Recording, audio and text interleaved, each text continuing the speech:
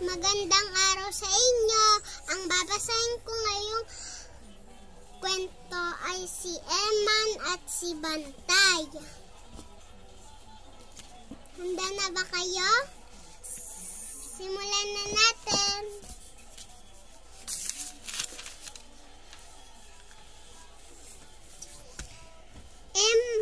Maagang gumising si Eman. Masayang masaya siya ngayon kasi ang kanyang ikapitong kaarawan.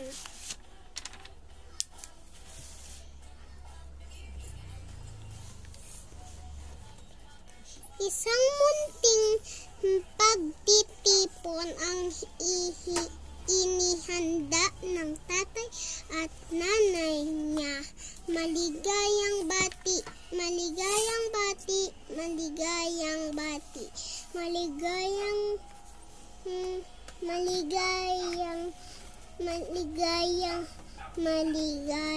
bati. Awit ng mga kaibigan niya. Maraming tinanggap na regalo si Eman. Tumanggap siya ng laruan, kotse, robot, bola, bag, damit, at kung ano-ano pa.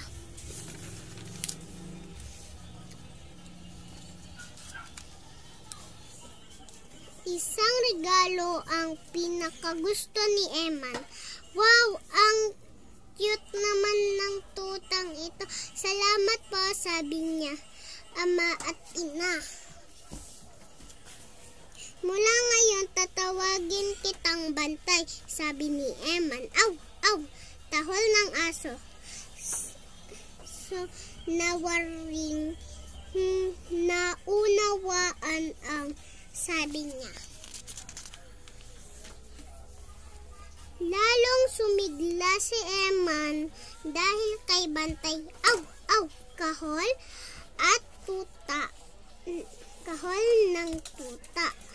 Habol pa Bantay, dali, sigaw ni Eman habang tumatakbo. Tinuruan din ni Eman si Bantay ng iba't ibang abilidad. Pag sinabi kong upo, uupo ka ha, sabi ni Eman. Aw! Aw! Sagot ni Bantay.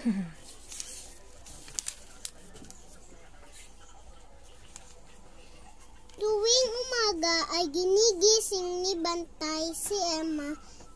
Ayon ang dahilan kaya hindi siya nahuhuli sa pagpasok sa eskwelahan. Bawat araw ay nagiging makulay ang buhay ni Eman.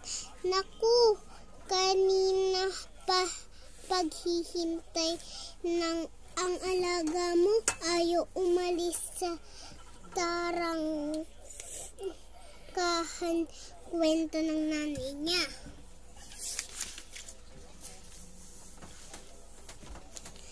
Sa gabi, sa paanan ng kamas ni Emma, natutulog si Bantay. Kung nagre-review siya ng aralin, ay hinihintay niya nito hanggang matapos. Isang araw ay dumating si Eman sa bahay na masama ang pakiramdam. May lagnat ka, nag-aalalang wika ng nanay niya.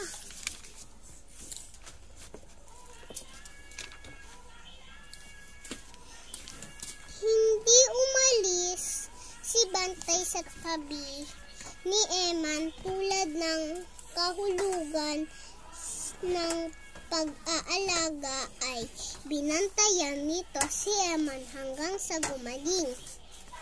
Lalong napamahal kay Eman ang alaga.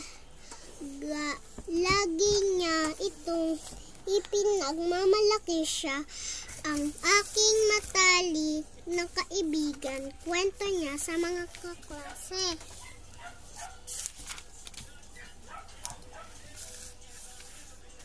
Minsan ay may nagtanong kay Eman. Natanong ng lalaki kung anong oras ang uwi ng kanyang tatay. Aw!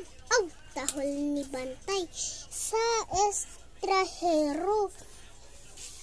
Kahit anong saway ay ayaw tumigil ni Bantay sa pagkahol sa lalaki na napilitan itong magpaalam. Babalik na lang ako, sabi nito. Nakalimutan ni Eman ang tungkol sa lalaki. Isang araw ng Sabado ay umalis ang tatay at nanay niya. Siya ang naiwan ng tao sa kanilang bahay. Nagulat siya ng ilang sandali lang ay dumating ang lalaki. May nakalimutan ang tatay mo, ipinakukuha sa akin, sabi nito. Ayaw papasukin ni Eman ang lalaki, pero mahigpit siyang hinawakan nito sa braso. Bitiwan mo ako, sabi niya. Biglang sinugod ni Bantay ang estrahero. Kinagat nito ng mariin sa binti. Ang lalaki, aray ko, nasaktan ang lalaki, kaya nabitiwan si Eman.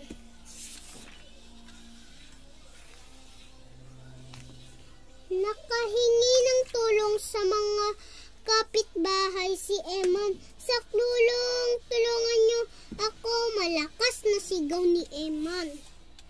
Dumating ang mga kapitbahay niya.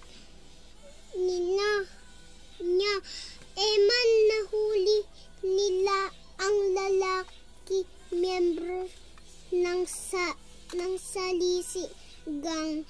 Naiyak si Eman nang makitang duguan ang ulo ni Bantay.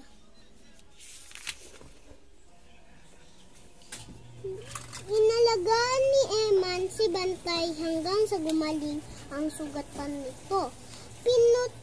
Pinatunayan nila sa isa't isa ang tunay na kahulugan ng pagkakaibigan.